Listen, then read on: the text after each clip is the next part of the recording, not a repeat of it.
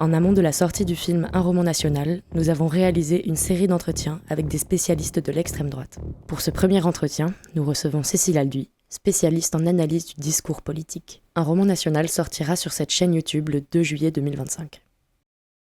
Alors, vous êtes professeur de littérature et de civilisation française à l'université de Stanford, aux États-Unis, également chercheuse associée au CEVIPOF à l'Institut d'études politiques de Paris et journaliste politique. Vous êtes experte dans l'analyse des discours politiques et vous avez publié plusieurs ouvrages, notamment un livre qui s'appelle La langue de Zemmour, que j'avais découvert lors de la mise en création d'un roman national. Et du coup, j'avais envie de vous poser quelques questions concernant ce livre qui, je l'estime, était assez important à l'époque. Enfin, il l'est toujours, mais à l'époque, il arrivait dans un contexte où il fallait vraiment déconstruire ce qui était en train de se passer au niveau du phénomène médiatique qu'était Éric Zemmour. Et voilà, donc votre livre avait cet intérêt-là. L'introduction du livre, vous décrivez un passage où Zemmour décrit dans un livre, dans mon souvenir, Paris vide lors du confinement. Et la première pensée qu'il a, c'est de penser à Adolf Hitler dans Paris. Voilà, donc c'est assez particulier.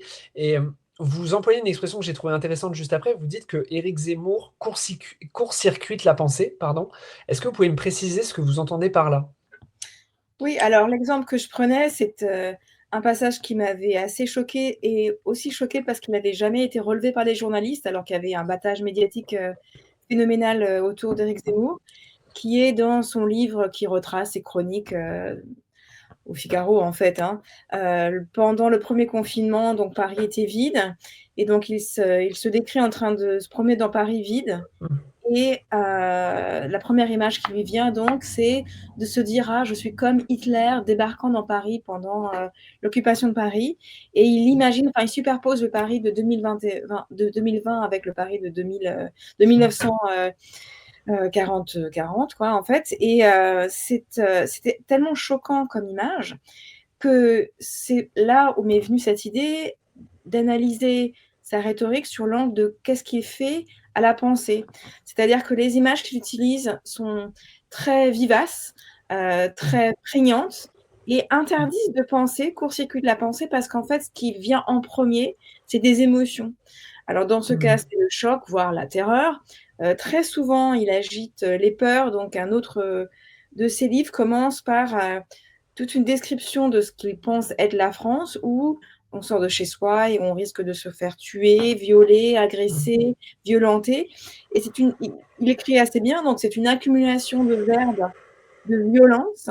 Et en fait, même en étudiant les discours du Front National, donc depuis 15 ans, j'étais tétanisée. Et donc, c'est ça la force de son discours, c'est de happer l'auditeur ou le lecteur avec des émotions viscérales qui empêchent du coup d'être dans son cerveau et à la place nous mettre dans une situation de tétanie, de paralysie intellectuelle. Une question qui est intéressante, je pense, pour parler des personnalités d'extrême droite, c'est de décrire leur univers mental, parce que l'expression univers mental, pour moi, elle est très intéressante, notamment dans leur cas. Et est-ce que vous pourrez décrire, en gros, c'est quoi l'univers mental d'Éric Zemmour? Alors, je ne sais pas si je prendrais l'expression univers mental, mais c'est une sorte de représentation du monde, en fait, qui est cohérente, qui est constante, répétitive et qui structure sa pensée et ses idées. Et donc, dans cette vision du monde, en fait, le monde est toujours divisé entre dominant et dominé. Il n'y a pas de relation sociale, il n'y a pas de relation individuelle qui soit sous un autre angle que des rapports de domination et de violence. Donc aujourd'hui, ça fait vraiment écho au discours de Trump avec les winners et les losers. En fait, il n'y a que des rapports de force et des rapports d'humiliation, de domination, d'exploitation. Et donc l'alternative dans ce monde-là, c'est soit être dominé, soit être dominant. Et bien sûr, quand on s'adresse aux gens, ça les coince dans un mode de pensée où ils se sentent par définition agressés par des groupes extérieurs et sur la défensive, et donc justifiés à avoir de la haine pour d'autres. Et même, je dirais, d'avoir de la haine pour l'autre avec un grand A, en général. L'autre, ça peut être, si vous êtes un homme, les femmes. Si vous êtes français, entre guillemets, de souche, n'importe qui arrive sur le territoire national. Donc, c'est une vision extrêmement manichéenne où il n'y a aucune place pour le dialogue, la démocratie, tout simplement, la négociation, le compromis, la collaboration, l'aide, la fraternité. Ça, ce sont des choses qui n'existent pas. Et cette vision engendre une violence presque native, en fait. C'est-à-dire qu'on n'est jamais forcé à prendre les armes, c'est qu'en fait, la situation elle-même impose d'être en mode de self-defense. En lisant votre livre à l'époque, je m'étais dit qu'il y avait quand même beaucoup de rapprochements à faire avec la stratégie lepéniste, notamment du père Le Pen, sur la question de la vision de l'histoire. De ce que j'ai compris de votre livre, vous expliquez que, en fait, l'histoire selon Éric Zemmour et donc selon également Jean-Marie Le Pen, c'est l'histoire en fait d'affrontements entre peuples. Euh, Ça rejoint du coup ce que vous disiez précédemment, mais à quoi ça sert politiquement? Ça, c'est extrêmement fort. Oui, alors en fait, il y a une lignée totalement continue entre Jean-Marie Le Pen et Éric Zemmour. Éric Zemmour, c'est l'héritier spirituel de Jean-Marie Le Pen. Mm. Il a un style différent, mais c'est vraiment exactement la même pensée. Et donc, cette vision de l'histoire, en fait, elle a deux dominantes. L'une, c'est que c'est une histoire des héros, et donc une histoire extrêmement masculine, une histoire des guerres, pas une histoire sociale, pas une histoire des émancipations, etc. Pas une histoire de la Révolution française non plus, Mm. pas une histoire intellectuelle, ça c'est clair. C'est une histoire en fait ahistorique, où il y aura une France éternelle qui est dans des situations répétitives, soit de grandeur, d'empire en fait, soit de décadence. Donc c'est une histoire presque atemporelle, cyclique, qui se lit, qui se décrit à travers des guerres, des conflits. Et donc, on revient sur cette vision du monde qui est fondée sur la violence. Et comme c'est une histoire de France, c'est pas des individus, c'est une histoire qui met en jeu des personnages qui sont des peuples entendus au sens vraiment de descendance, de lignée, bien sûr, en fait, une vision biologique en fait du peuple.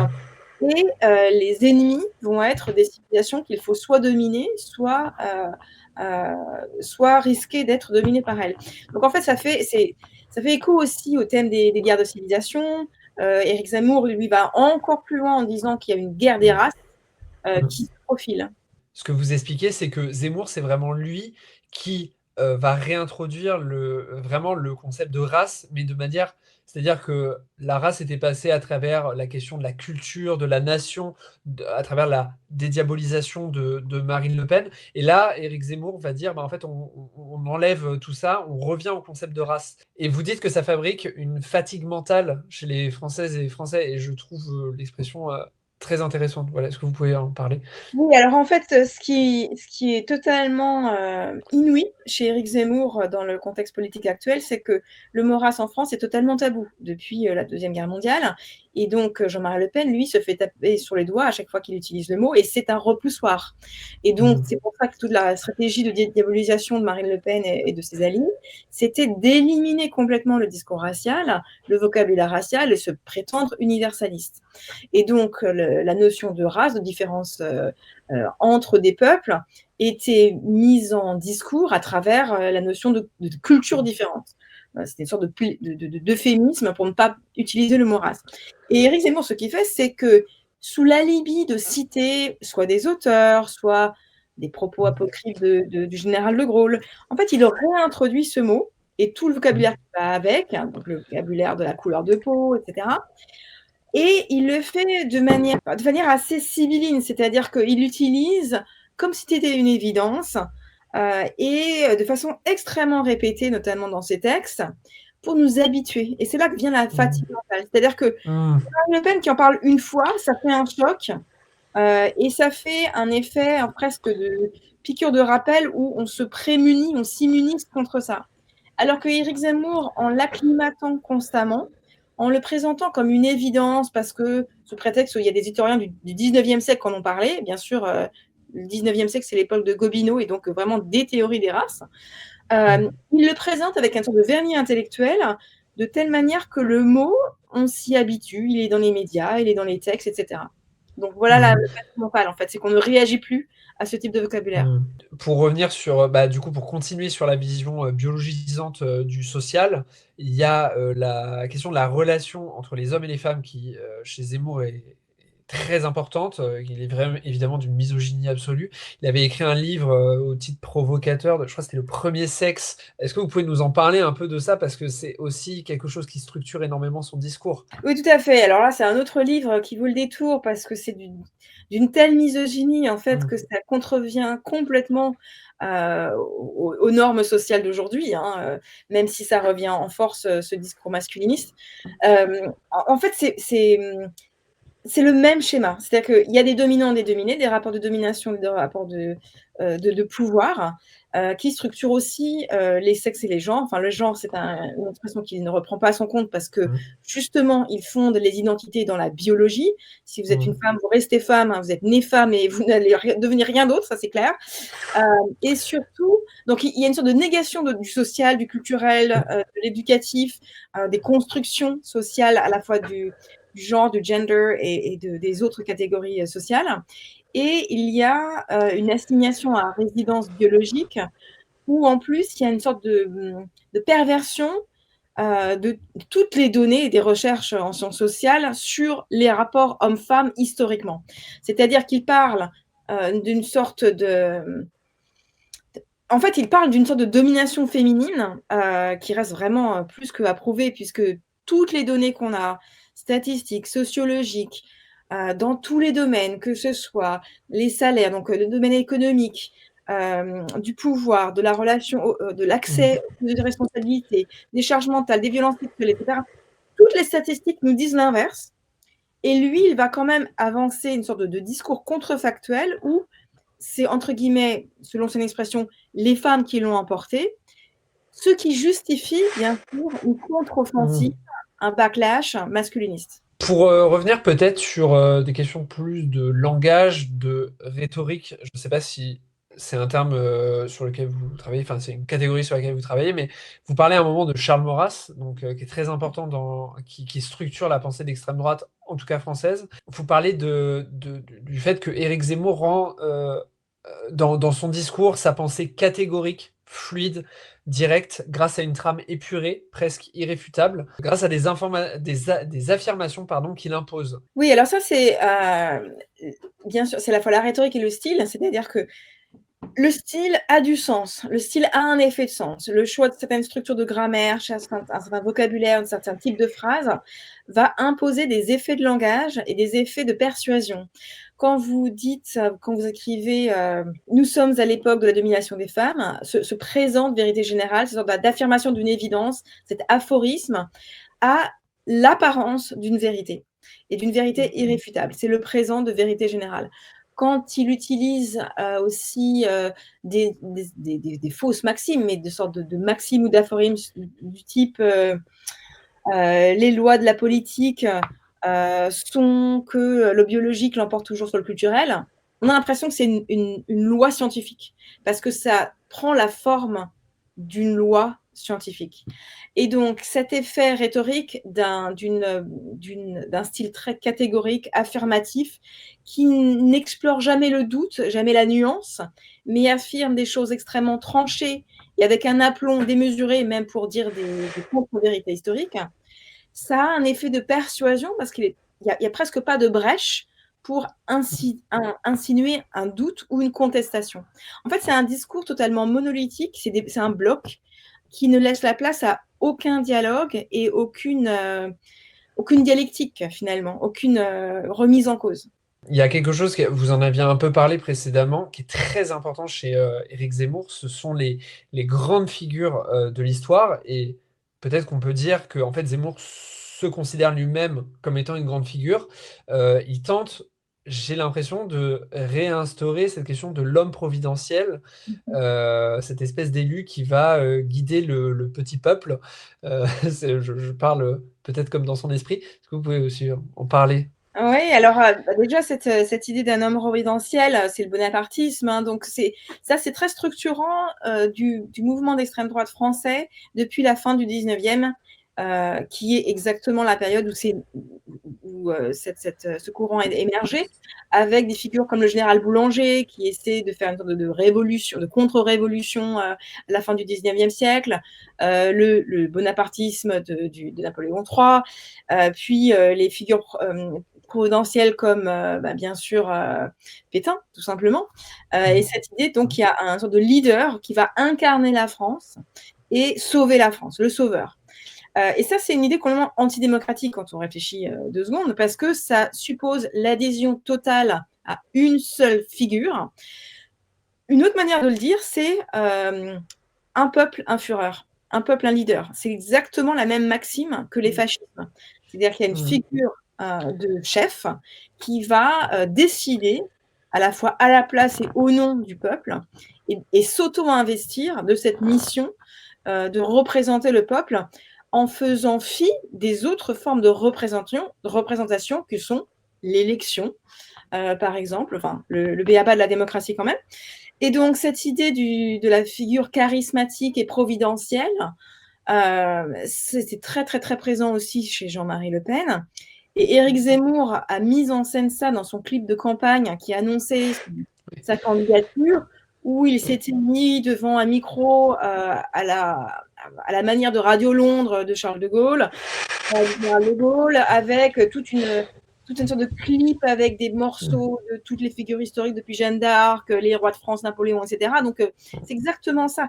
Et ça, c'est ce dont on parlait tout à l'heure. L'histoire de France, pour l'extrême droite, c'est une série de grandes figures, en général masculines à part Jeanne d'Arc. Et donc, ça va de Louis IX à Jeanne d'Arc, peut-être pas en 4 parce qu'il est un peu trop progressiste, mais après Napoléon, Louis XIV, etc.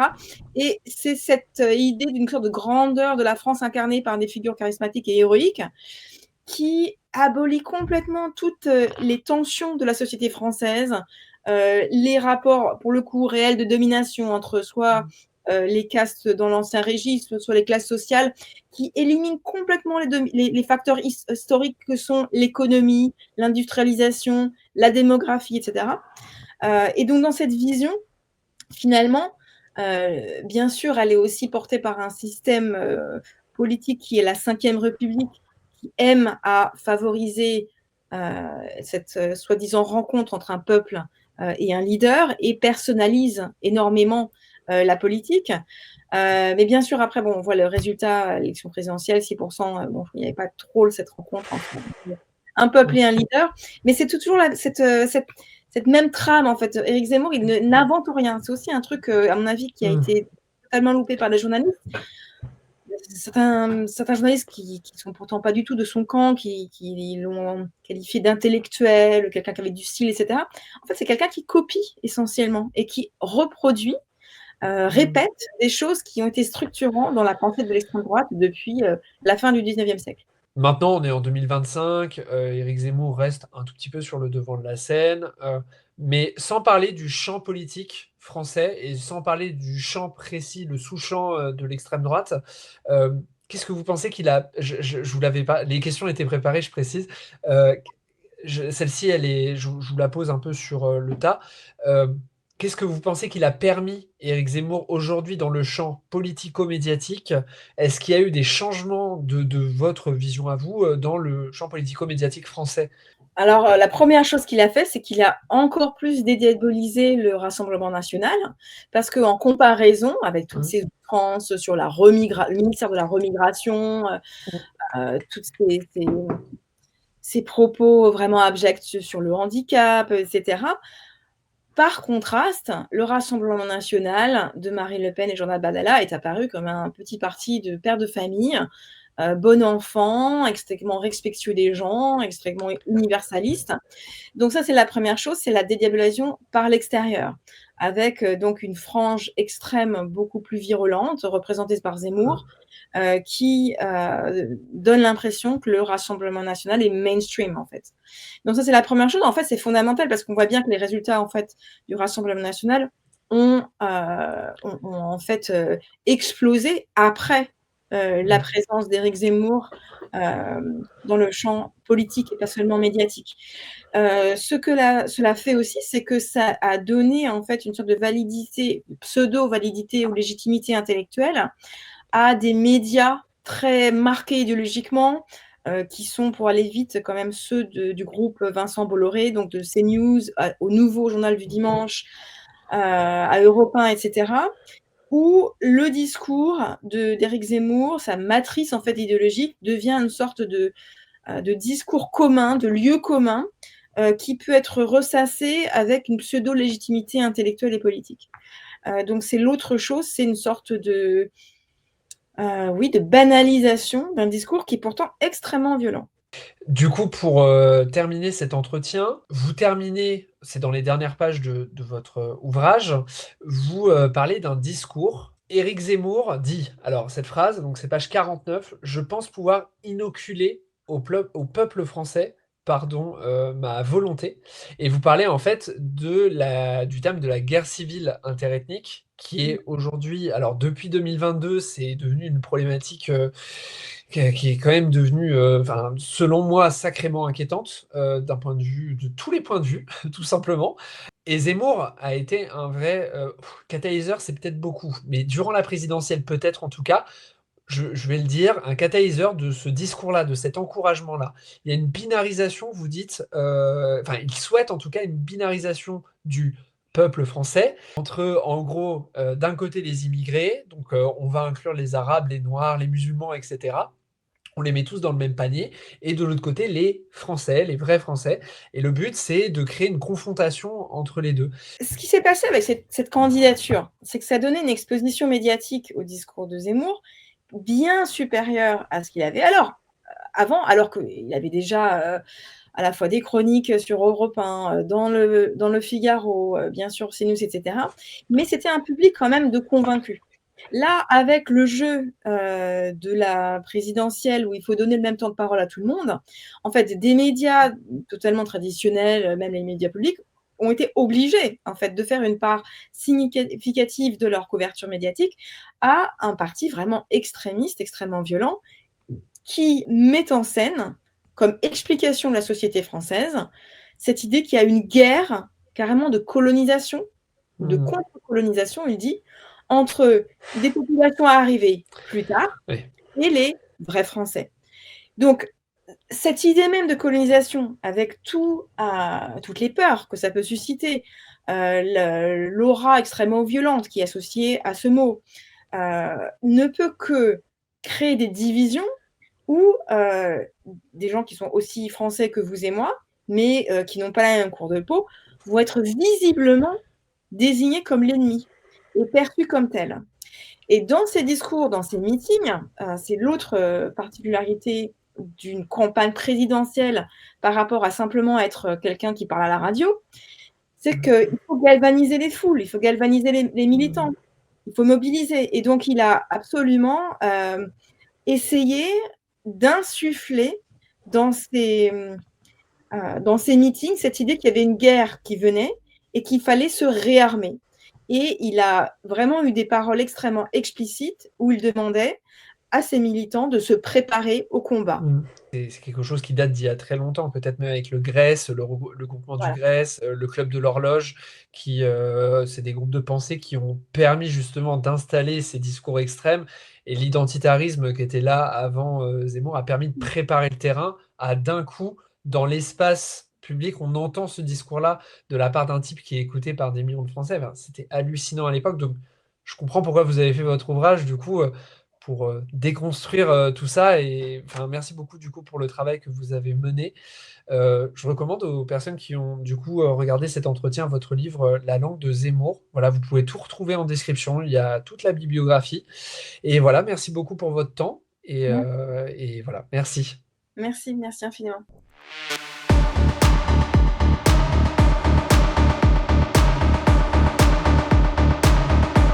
On reconnaît que Damien Cordonnier faisait partie du groupe. Par contre, il a agi tout seul, d'accord ? C'était un loup solitaire. On dit qu'il était jeune, violent, névrosé, l'inverse de nous.